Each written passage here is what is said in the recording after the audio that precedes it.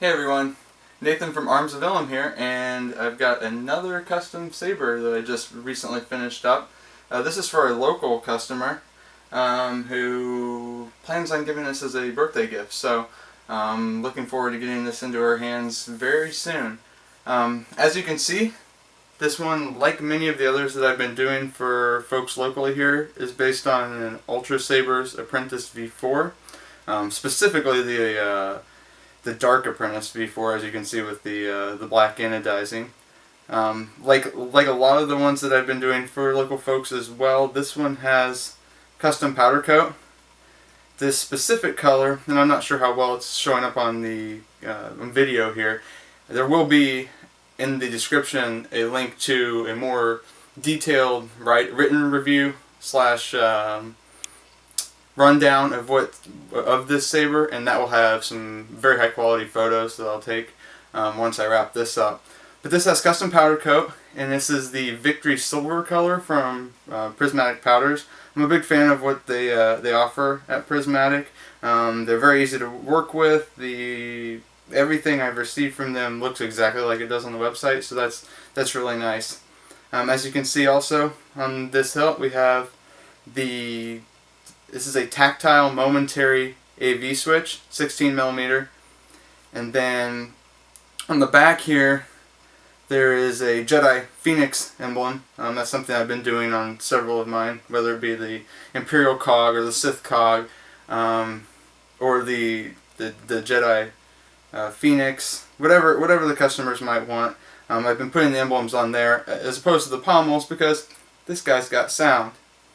Now, since I said this guy's got sound, internally this saber is also like the other Apprentice V4 that I recently wrapped up. It's got a Plector Labs Pico Crumble, and this is the light side version. Up at the front, we've got from LED Supply, a Tri-Cree. This is kind of an interesting one. It's a red-orange, a blue, and a green die. Because I just wanted to try some new stuff. The customer really just asked for green. So because the Pico Crumble supports color changing, or at least a form of color changing, I thought, let's throw on some random dice on there and see what we can get. So we've got that up front. It's powered by a lithium-ion 18650 battery. Has a 2-watt bass speaker that you can see here through the pommel. And yeah, I think that pretty well covers it.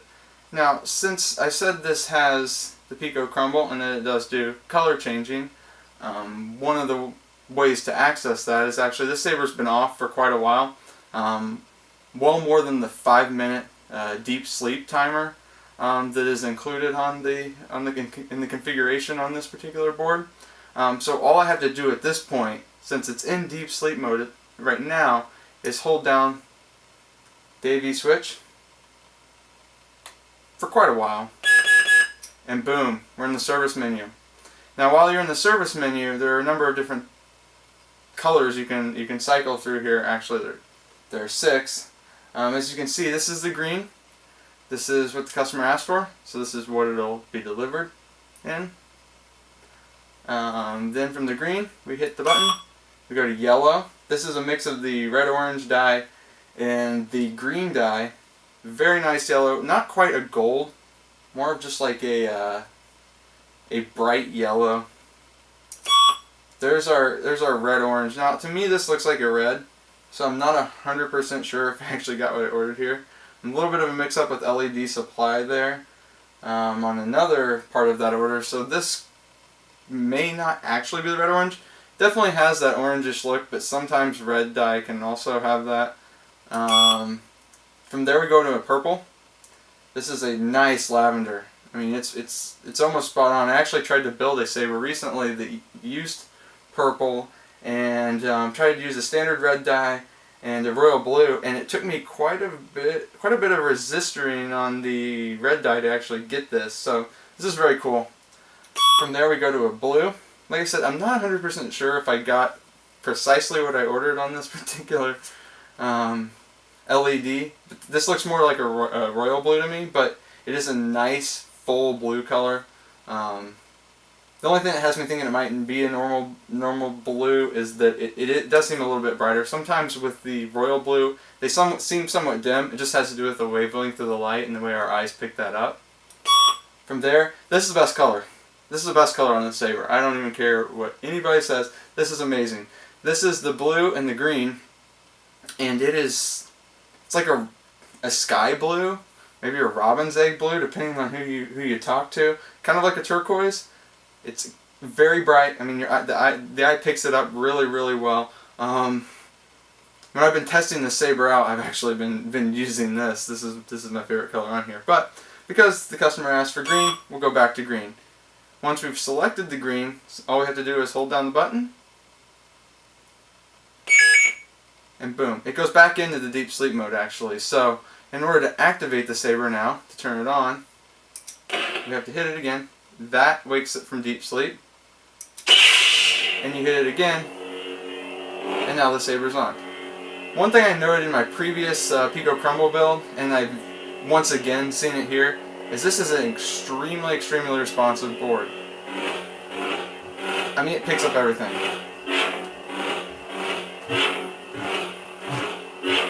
You've got two swing sounds. You've got a low swing and a high swing, so fast and slow swings. You can kind of tell the difference between those two. You've got clash, and this clash is unlike anything I've ever seen on one of these builds either. It's really kind of hard to pick up what the actual color is. Certainly it's white, but it's almost like a pink tinge to the white, and very cool when you've got that. And that's going to be the same flash for every color, because basically what the Pico Crumble does, it turns all three dice in the LED on at once, flickers them, and so that's how you get your flash on clash. Then to deactivate the saber, just hold the switch down for about 3/10 of a second, and here you are. I think that pretty well covers it for this particular build. Like I said, I've been doing several of these, and they're all roughly the same. A lot of Pico Crumble action. It's a great value board, and Plector Labs is, I mean, Irv Plector does a fantastic job in designing these. This one's a little bit different. I stuck with the standard pommel on this, as opposed to going with an MPS pommel from the Custom Saber Shop. It was just a personal preference here. I thought it looked better. But other than that, I think that's pretty well. This saber, actually, unlike many of mine, will ship with or not necessarily ship, it's going to get delivered with a blade. This is an Ultrasabers mid-grade that I've sanded. Honestly, guys, if you're looking for a good value blade, I strongly recommend the Ultrasabers mid-grades and the Ultra Edge blades, because they're pretty reasonably priced. This is actually a grab bag example, and those are $10. You're just not going to find a $10 blade really anywhere. And this one I just sanded with the 150 grit sandpaper on the outside to help give it a fuller look. I don't love the light in the tube look, and I don't think that most people who receive these do either. Most people are more used to what they see on screen, and not necessarily some of the earlier examples of the lightsaber that maybe had more of that light in the tube. So I sand the outside of these, gives them a little more depth, and yeah, I think it turned out great. So this will be heading off to its new owner probably sometime early this week, and check back again soon for, I should have a Darth Vader conversion within the next couple of days. Hopefully LED Supply comes through for me on that one. Thanks for watching.